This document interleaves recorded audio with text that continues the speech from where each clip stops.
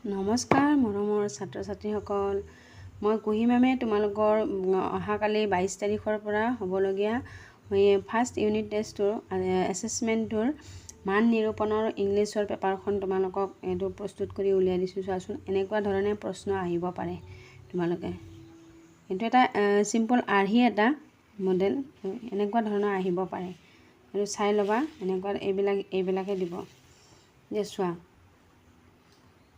First unit assessment 2026 subject English class 4, সময় 2 ঘণ্টা দিব আৰু ফুল marks 50।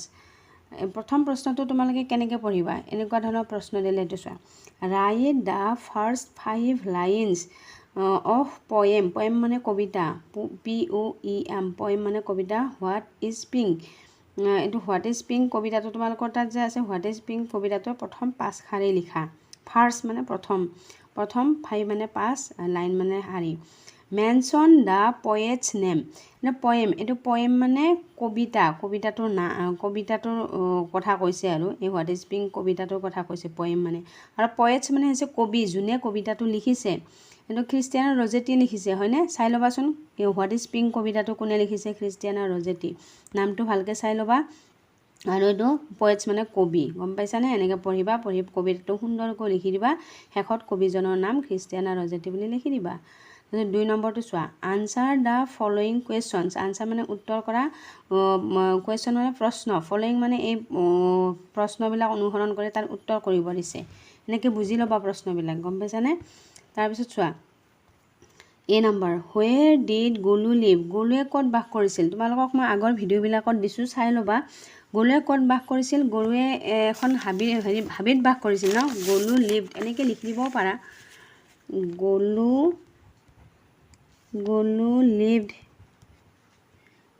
Lived in a forest. আৰু চিনি পাইছানে? এনেকৈ লিখি দিবা, আৰু মোৰ ভিডিঅ'বিলাকত আছে, তোমালোকে চাইও ল'বা দেই।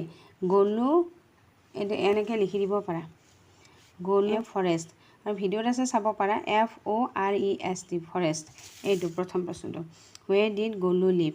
তাৰপিছত 2 নম্বৰটো চোৱা, ইয়াৰ হোৱাট কালাৰ ইজ দ্য সোৱান। এই সোৱান মানে ৰাজহাঁহৰ কথা কৈছে, দীঘল ডিঙি যে তোমালোকৰ চেপ্টাৰটোত আছেই গলুৰ পিছফালে।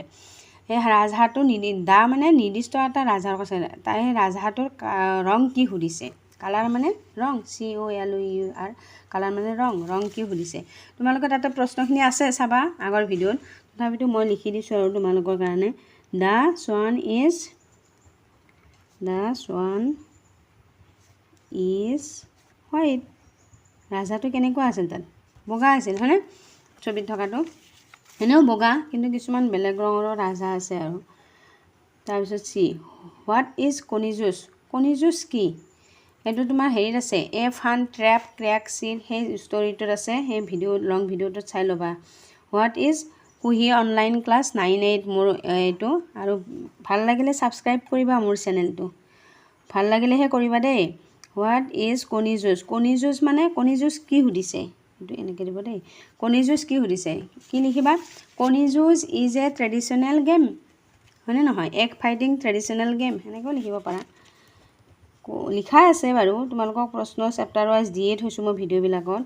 কণী যুঁজ is a TRADIONAL,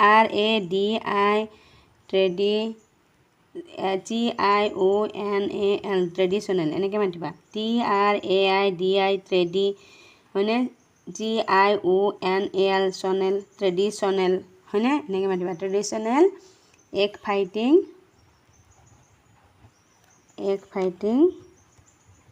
EGG, egg, FIGH, এইটো পকোৱাটোৰ F, GHTING,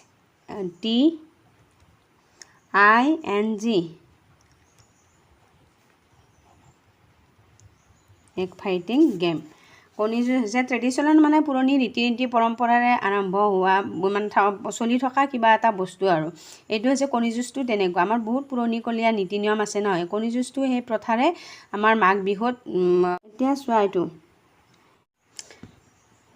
choose the correct options, মানে ইয়াৰ শুদ্ধটো বাচিব হৈছে। গুণোৎসৱত এনেকুৱা আহে, ডাঙৰ হ'লেও এনেকুৱা পৰীক্ষাবিলাকে দিব পাবা তোমালোকে। 1 নম্বৰ কি সুধিছে যে ৰোমান সংখ্যাৰ 1 এইটো Magh Bihu is a festival of days ইয়াতে মানে বহাব দিছে ইয়াৰ অপশ্যন কেইটা এত দিছে ফাৰ্মাৰ বিত দিছে ফ্ৰেঞ্চ চিত দিছে ফুড ডি দিছে ফায়াৰ কি হ'ব মাঘ বিহু কিহৰ উৎসৱ ফেষ্টিভেল মানে উৎসৱ FESTIVAL ফেষ্টিভেল মানে উৎসৱ কি উৎসৱ বুলি কৈছে বন্ধুৰ নে খেতিয়কৰ নে খাদ্যৰ নে জোৰ ফুড হয়নে আমি খাদ্য মাঘ বিহুত ঠিকছে খাই ন সকলোৱে একেবাৰে 100% তাৰপিছত 2 নম্বৰটো চোৱা 2 নম্বৰ উই উইল হেল্প ইউ কোনোবা কৈছে মানে উইল হেল্প ইউ আমি তোমাক সহায় কৰিম who is you refer to him to here ইয়াত মানে এই ইউ হু ইজ হু মানে কোন জানাই ইউ মানে তুমি এই ইয়াতে ইউটোক মানে কাক ৰেফাৰ কৰিছে এটা যে কৈছে উইল হেল্প ইউ আমি তোমাক সহায় কৰিম কাক সহায় কৰাৰ কথা কৈছে ইউ মানে কাক বুজাইছে সেইটো সুধিছে গাঁওবাসীয়ে গলুক হয়নে সহায় কৰাৰ কথা কৈছে আনসাৰত আছে a option Golu B Golu's mother C Swarnaraj D হৈছে দা ভিলেজাৰ্ছ মানে গাঁওবাসীয়ে গলু উই মানে সেই গাঁওবাসীয়ে কৈছিল হয়নে গাঁওবাসীয়ে কাক কৈছিল ইউ মানে হৈছে গলু গতিকে আনসাৰটো কি হ'ব ইউৰ কথাহে সুধিছে ইয়াতে গলু হয়নে এইটো হ'ব তাৰপিছত right the plural forms plural মানে জানাই বহুবচন আৰু ছিংগুলাৰ মানে একবচন হয়নে তোমালোকে প্লুৰেল ছিংগুলাৰ মই পঢ়াম বাৰু আৰু প্লুৰেল মানে বহুবচন মানে ইয়াত এটা মানে এটা থকা বস্তু সেনেকুৱা বুজায় আৰু একবচন ইয়াত এটাতকৈ বেছি হ'ব লাগিব 2টা 3টা 4টা হাজাৰটা বহুতটা মানে সেইটোক কয় প্লুৰেল ইয়াত প্লুৰেল হেৰি ছিংগুলাৰ ৱৰ্ড কেইটা দিছে মানে প্লুৰেলৰ নিব লাগে বয় এজন ল'ৰাৰ কথা আছে বয়জ হ'ব এছ হ'ব বুকছ মেংগোজ ES হ'ব ইয়াতে ওৰ পিছত ES হয় ES চাইল্ডটো হ'ব কি জানানে চিলড্ৰেন হ'ব চাইল্ড মানে শিশু হয়নে ল'ৰা হ'ব পাৰে ছোৱালী হ'ব পাৰে শিশু আমি কি ক'ম শিশুবোৰ এটাতকৈ বেছি শিশু থাকিলে শিশুবোৰ তাৰপিছত হ'ব কি তোমাৰ ফুডটো হ'ব ফিট ফুটটো এইটো ডাবল ET হৈ যাব 1 ফুট 2 ফুট 2 ফুট কোৱালৈকে ফুট নহয় ফিট এই ফুটটো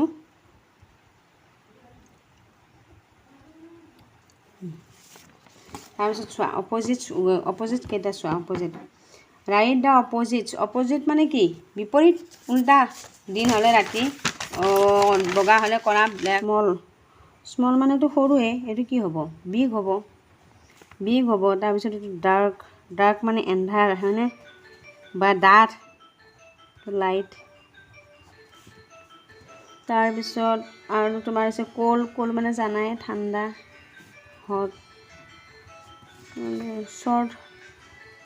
শ্বৰ্ট মানে চুটি ইয়াৰ বিপৰীত কি হ'ব দীঘল চুটি দীঘল শ্বৰ্ট লং ৱেট মানে তিতা ভিজা বা তিতাক কয় ৱেট শুকানটো কি ক'ব ড্ৰাই হয়নে ড্ৰাই ফ্ৰাই খোৱা আছে সেইটো ড্ৰাই তাৰপিছত আহিলে মেক চেণ্টেঞ্চেছ ৱাচিং প্লেয়িং বাক্য কেনেকৈ সাজিবা ৱাচিং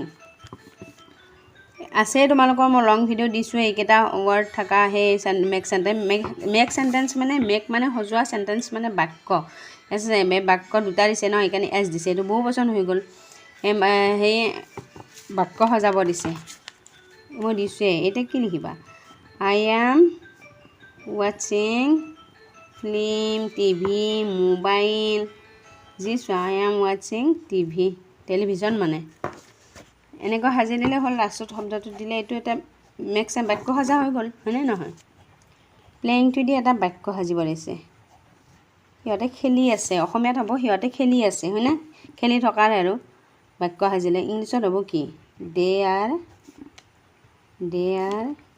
প্লেয়িং